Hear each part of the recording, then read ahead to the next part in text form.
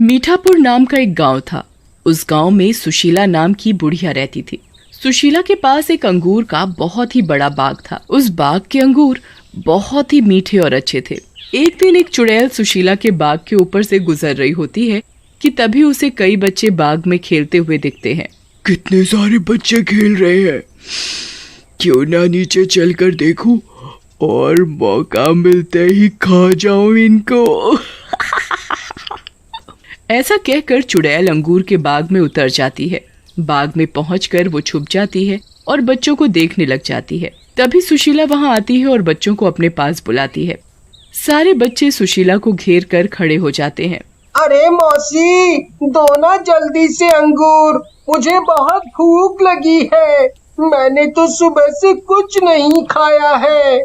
फिर सुशीला सबको अंगूर दे देती है और बच्चे भी अंगूर लेकर चले जाते हैं। तभी एक बच्चा आता है और सुशीला से मांगता है, दादी मुझे भी अंगूर दो ना, मैंने कई दिनों से कुछ नहीं खाया।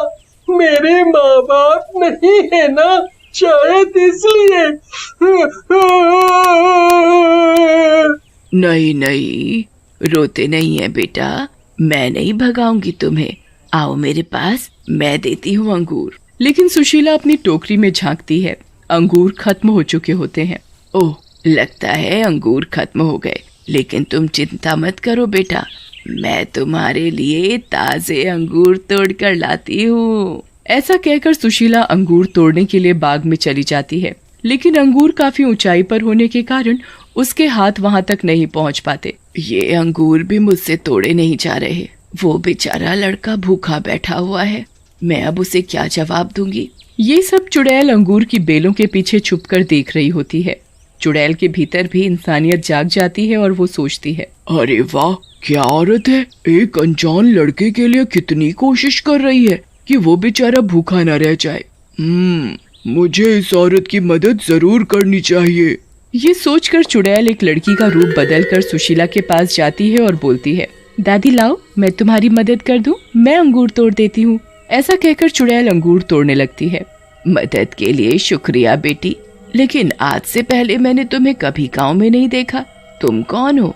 वो मैं, दादी, दरअसल मैं पास के गांव से आई हूँ। तुम भी तोड़कर खा लो, जब तक मैं उस बच्चे को ये अंगूर देकर आती हूँ। ऐसा कहकर सुशीला उस लड़के को अंगूर देने के लिए चली जाती है और इधर चुड़ैल भी अंगूर खाकर वहाँ से चली जाती है। वाह, कितने मीठे और स्वादिष्ट अंगूर हैं। और उससे प्यारी है ये दादी। सुशीला वापस आती है और लड़की को वहाँ ना पाकर हैरान हो जाती है और हंसने लगती है। अरे ये लड़की कहाँ चली गई? चुड़ैल को सुशीला के बाग के अंगूर इतने पसंद आते हैं कि वो लड़की बनकर रोज उन्हें खाने के लिए आने लगती है और अंगूर खाकर वहाँ से चली जाती है। वाह, मजा ही आ गया अंगूर खाने का। कुछ भी कहो, चुरा कर खाने का अपना ही मजा है। उसी गांव में मुन्ना और नदीम नाम के दो आदमी रहते थे जिनकी नजर उस बाग पर थी। अरे नदीम भैया, इस बाग की जमीन करोड़ों की है और ये बुढ़िया यहाँ क्या उगा रही है? अंगूर। अरे कितनी बार बोले हैं कि हमको दे दे जमीन, लेकिन नहीं देती है। सही कह रहे हो मुन्ना, मन तो करता है इस बुढ़िया का टेंटुआ दबा दूं। हमारा भी लाखों का नुकसान करवा रही है ये बुढ़िया। अरे मैं तो कई बार इस बुढ़िया को बोल चुका हूँ पैसे ले ले, लेकिन बार बार मनहूस की तरह कहती है मैं ये जमीन जीते जी नहीं बेचूंगी। तुम भी सही एक्टिंग कर लेते हो बुढ़िया की मुन्ना। चलो कल फिर चलते हैं और फिर से बात करते हैं इस जमीन के बारे में। अगले दिन नदीम और मुन्ना सुशीला के पास पहुंचते हैं। चुड़ैल भी उस दिन बाग में ही होती है। नदीम बाहर से ही सुशीला को बुलाता है। बुढ़िया, ओ बुढ़िया, बाहर निकल। नदीम की आवाज सुनकर सुशीला बाहर की ओर आती है और बोलती है, कौन मनहूस है जिसे बात करने की भी तमीज नहीं है? ओह, तुम दोनों कबाड़ी यहाँ फिर से आ गए। बोला था ना कि ये जमीन नहीं बेचनी है मुझे। अरे दादी, बेच दो ना ये जमीन। इतने पैसे मैं दे रहा हूँ तुम्हें, इतने पैसे कोई नहीं देगा। और वैसे भी क्या रखा है इस जमीन में? इस जमीन में क्या रखा है ये तुम जैसे पैसों के लालची नहीं समझेंगे। और रही बात इस जमीन को बेचने की, मैं इस जमीन को जीते जी तो नहीं बेचूंगी। चलो अब दोनों फुटो यहाँ से। बुढ़िया, तूने हम दोनों का बड़ा अपमान किया है, तुझे इसकी सजा जरूर मिलेगी। हम दोनों तुझे छोड़ेंगे नहीं। सुशीला और उन दोनों की बातें चुड़ैल बाग के अंदर से सुन रही होती है और सुशीला को धमकाते देख चुड़ैल को गुस्सा आ जाता है और वो बाहर आ जाती है। ओ दोनों लफंगो, तुम्हें औरत से बात करने की तमीज नहीं? चलो फूटो यहाँ से, नहीं तो तुम्हारी यहीं ऐसी की तैसी कर दूंगी। लड़की की ऐसी बातें सुनकर नदीम और मुन्ना हंसने लग जाते हैं और नदीम बोलता है मुन्ना भैया, ये लड़की हमें ज्ञान दे रही है। अरे मैडम, घर जाओ और घर के काम करो काम। ये लड़ाई बड़ाई हमारे जैसे मर्दों के लिए छोड़ दो। इतने ही मर्द हो तो हो जाए दो दो हाथ। हाँ लड़की की धमकी सुनकर नदीम और मुन्ना उसकी तरफ बढ़ते हैं, लेकिन लड़की दोनों की गर्दन पकड़कर उठा लेती है और उन्हें दूर फेंक देती है। दोनों दूर जा गिरते हैं। अरे मर गया रे, मेरी कमर, हाय रे, ये बुढ़िया ने तो गुंडी पाल रखी है रे, हाय मार डाला इस गुंडी ने, अरे बचाओ रे।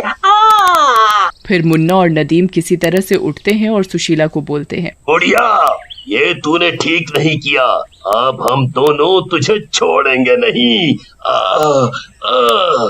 ऐसा कहकर मुन्ना और नदीम वहाँ से भाग जाते हैं। इधर लड़की को देखकर सुशीला हैरान हो जाती है और उससे पूछती है, अरे बेटी, तुम तो शायद वही हो ना जो उस दिन मुझसे अंगूर मांग रही थी, लेकिन तुम गायब कहाँ हो गई थी? मैं दोबारा तुम्हारे पास आई थी जब वो मुझे कुछ काम आ गया था तो मैं चली गई थी।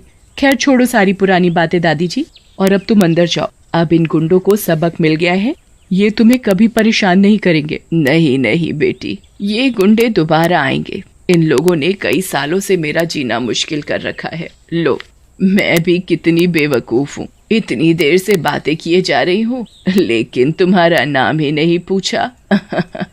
सुशीला की बात सुनकर चुड़ैल सोच में पड़ जाती है और बोलती है, जी, मेरा नाम प्रिया है और मैंने आपको बताया तो था कि मैं पड़ोस के गांव में रहती हूँ।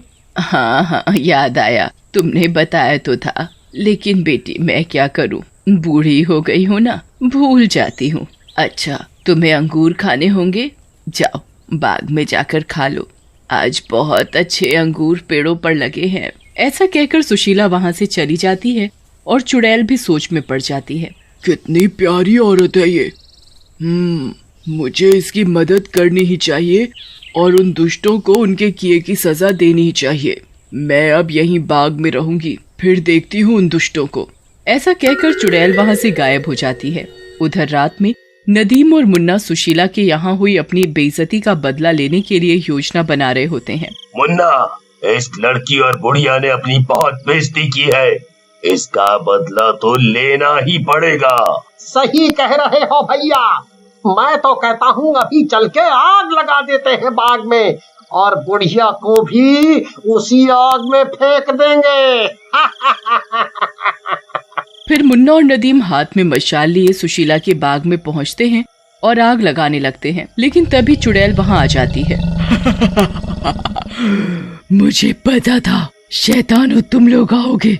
ऐसा कहकर चुड़ैल उन दोनों के हाथों से मशाल छीनकर उन्हें ही आग लगा देती है। अरे बचाओ हमें, ये तो चुड़ैल है भैया, ये हमें मार डालेगी, बचाओ रे, अरे कोई तो बचाओ।